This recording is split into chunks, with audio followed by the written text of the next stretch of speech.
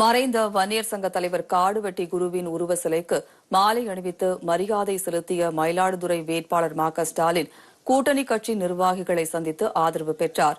மயிலாடுதுறை மக்களவை தொகுதியில் பாமக சார்பில் போட்டியிடும் ஸ்டாலின் கும்பகோணத்தில் நடைபெற்ற தமிழ் மாநில காங்கிரஸ் கட்சியின் கூட்டத்தில் கலந்து கொண்டு அக்கட்சி நிர்வாகிகளின் ஆதரவை பெற்றார்.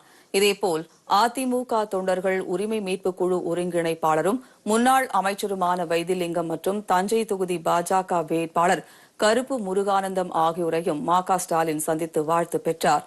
இதனையடுத்து அரியலூர் மாவட்டம் காடுவெட்டியில் அமைந்துள்ள மறைந்த வன்னியர் சங்க தலைவர் குருவின் சிலைக்கு மாலை அணிவித்து மரியாதை செலுத்தினார்.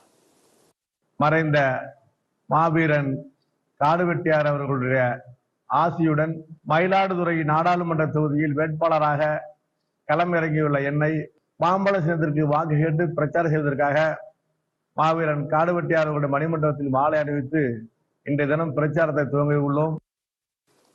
இதனிடையே கள்ளக்குறிச்சி தொகுதியில் போட்டியிடும்